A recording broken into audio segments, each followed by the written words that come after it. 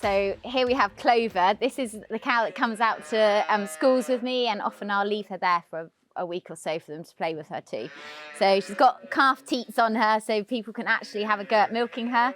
She goes out to local shows. She's owned by a charity called Discovery Farming, who have got a real focus on farm to fork and showing people where their food come from. But she's just come back from a childminder, from my youngest childminder, and they've spent all week playing with her and learning about farming. They've been washing her, milking her, learning all about what she gets up to.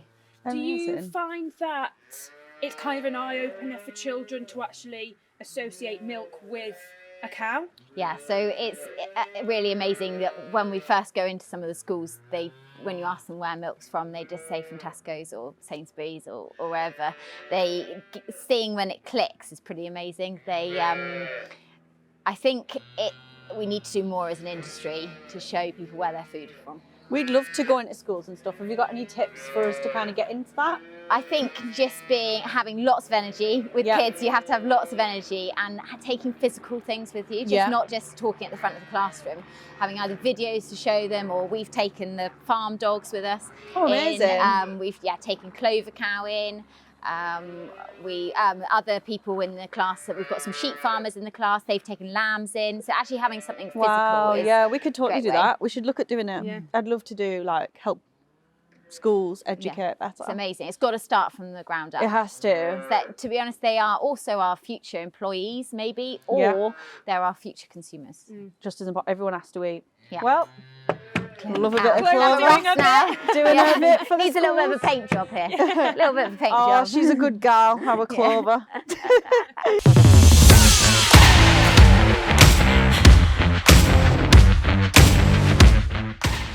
That one, we adopted, so she had that one, and then we adopted another calf onto her, so she's feeding 2 calves. Wow. So that's one of them, but once it's awake, it will zoom off. Do they get protective? Are we allowed to touch the calves? No, that's fine. This, because she's feeding 2 calves, she's really not bothered. Yeah, so that's the same breed as Winston. It's just because Winston's just got spotty Winston eyes. And Winnie, is this a girl? I don't know. Because this could be Winnie. Let's have a look. Come on up. No, it's a boy. It's definitely got balls.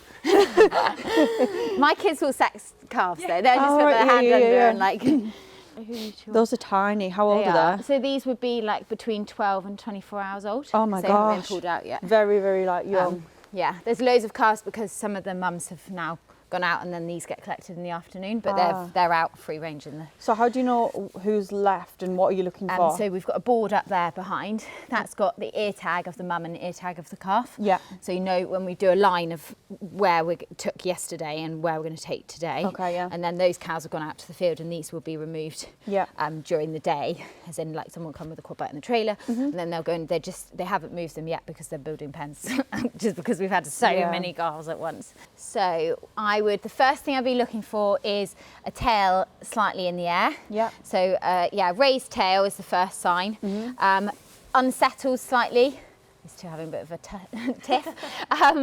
And also looking a little bit, unsettled. So they'd be hoofing the ground, looking for somewhere to sort of lie down. Next thing is waters go. Yeah.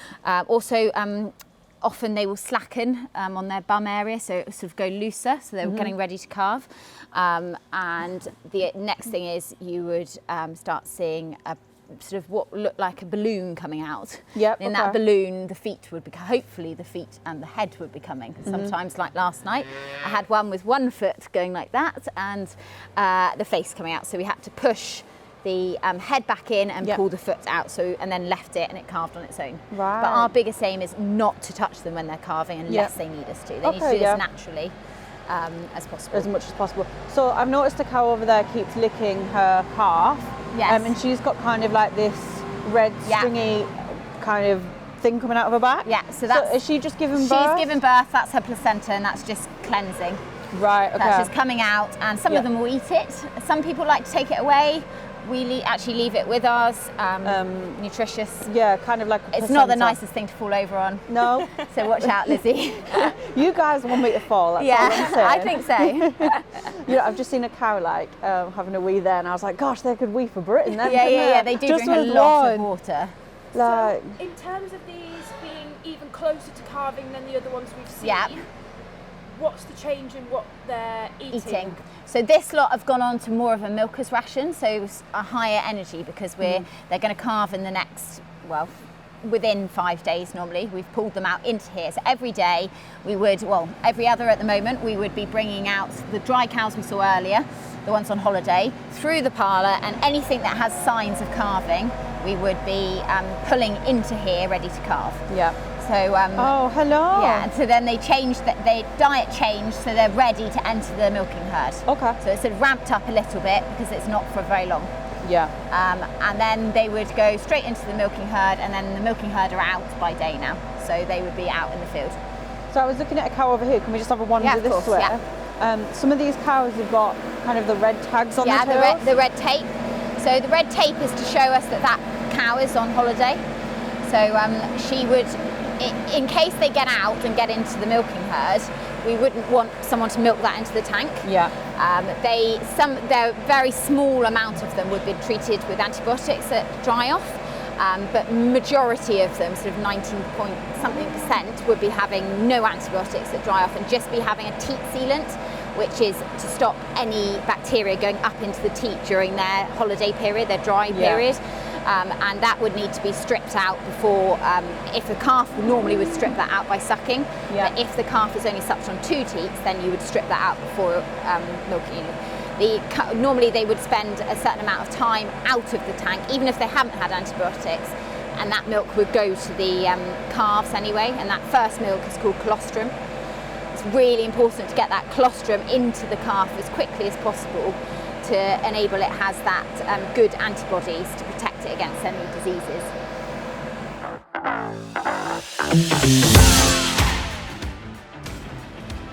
Yeah, here she is. She's filling her gut. Oh. She's so spoiled. Yeah. She will love this. She will absolutely love this. And this is the queen? This is the queen. So we've got 4 generations of the queen in the herd. Oh my gosh. So she's a great granny now. Wow. No. She doesn't look that old though. No, so she is, how old is she? She's 10 now. Gosh. So we're not very, we're not ageist. They stay until they don't fit the system. They're not, age is just a number. So we've got some 13, 14-year-old cows here. Wow. So if they fit the system, if they're the right breed, the right size, they'll fit in the system. We just find that if they can't keep up with the walking and things, then they fall out of the system. Yeah, of course. No, she's a lovely cow. So isn't she? So she's a shorthorn. Yeah. So we don't actually breed to shorthorn, but because when we started, we had to source cows from all over the place. We ended up buying her in from a local organic farm who had lots of different shorthorns. So she's a shorthorn. We still have a few of them in the herd now, but not many. So I guess actually you know the story of every cow on the farm. Yeah, I would say we're probably 80% homebred now. So 80% of the cows here have been bred and lived on the farm, which is great for things like disease, disease for vaccinating and things like that. It minimises, and also it means that we've chosen the genetics that are in the herd here now. And you're saying they all need like passports? Yeah, so all the every cow has a passport. So as soon as they're born, quite soon after, they would get an ear tag, and then that ear tag would be registered with BCMS, British Cattle Movement Service. Yeah. And then they would send out a passport normally within 10 days. And you can't move an animal without a passport, so we couldn't move calves without passports or cows, and then that passport just stays with them the whole of their life. That's and then amazing. if they die, that gets sent back to the ministry, so that doesn't get kept. And every cow has a different ear tag. You have your herd number, which is with us a UK number, and then if it's Irish, it would be an IE number. But it has a unique 6-digit at the end. And we normally each year that we then, because they've got this is a freeze brand here, you can't really see it 'cause she's quite furry, but we normally base their freeze brand number on their bum to their ear tag, And we do this, we put them on their bum here because when we're doing things like breeding, to be able to look in a field and see that is much easier than being able to see the yellow ear tag in their ear. Yeah. So that's for management reasons really. And also in the parlour, we can't really see their ear tags. We can see, even though we know most of them, so you didn't make a mistake, you'd be looking for that Fries brand. Interesting. The queen. She's the queen, aren't you? She's the boss. She rules the roost really.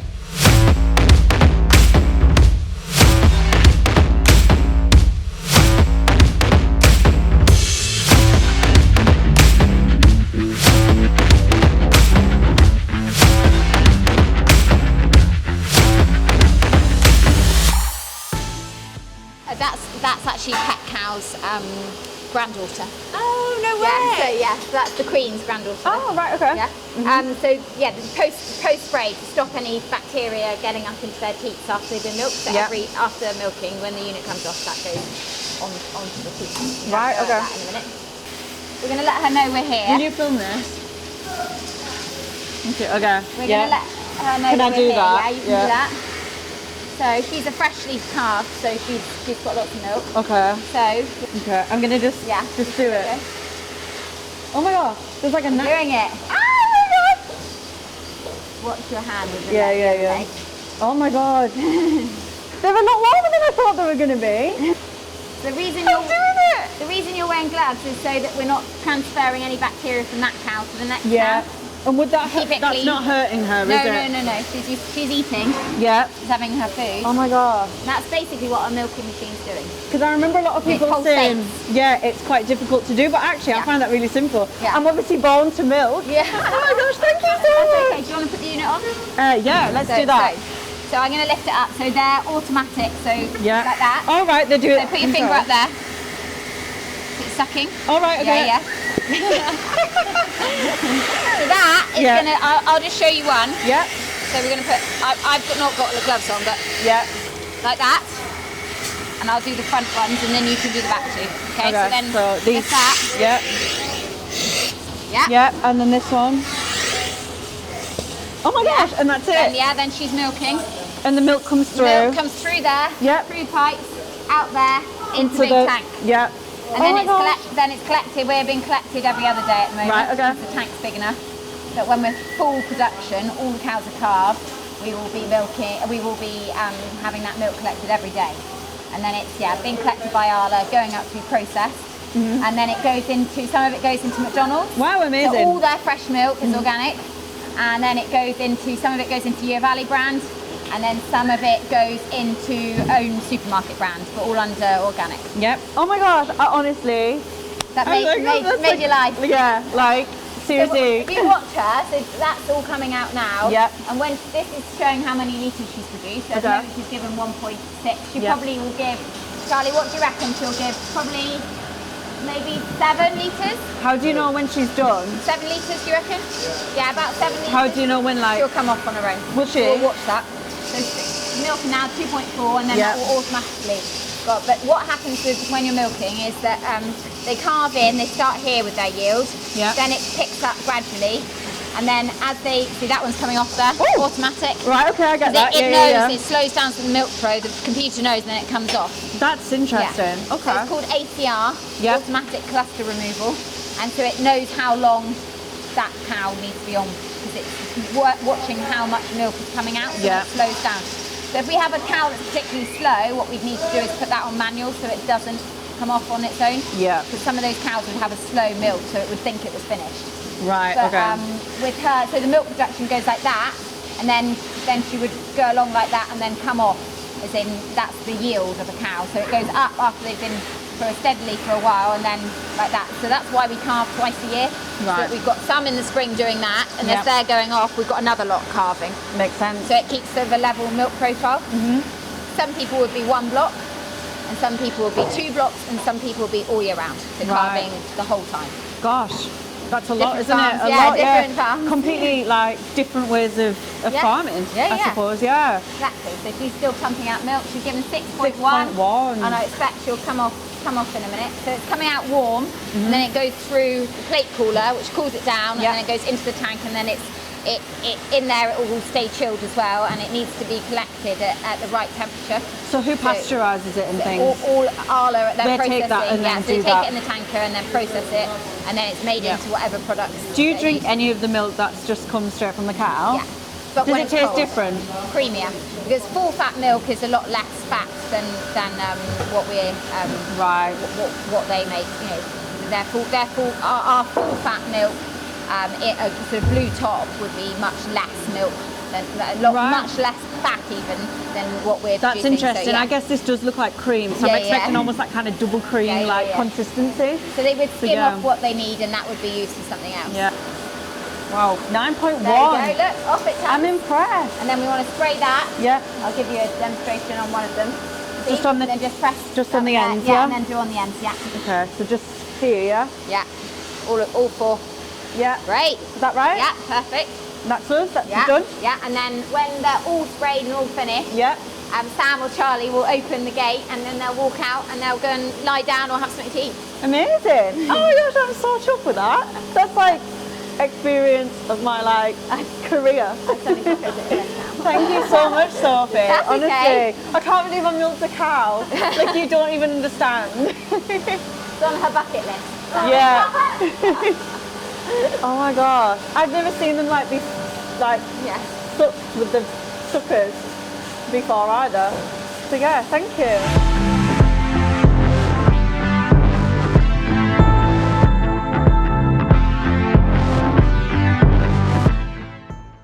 Well, what a day. Hopefully everybody will love watching the videos. I've definitely learned quite a bit about the dairy side. It's not something I've ever really been involved in. I feel like we've been so lucky to get hands-on, so thank you. Literally hands-on. I got to do my dream since I was 10. I actually got to milk a cow. You are such a natural. And if it doesn't work out for you at Farmers Weekly, you've got a job for it. Oh my gosh, I'm going to take you up on that if not. And you with the calves. Thank you so much, Sophie. Honestly, Pleasure. It's been a real eye-opener, and yeah, let's do something again together. Definitely. Yeah, for sure. Yeah. As always, the social media plug. You can follow Boots and Heels at Boots and Heels UK, and Sophie on Farmer and Training. Yeah. So yeah, what a way to kick off Always series in 3. Thanks guys for watching. Bye. Bye.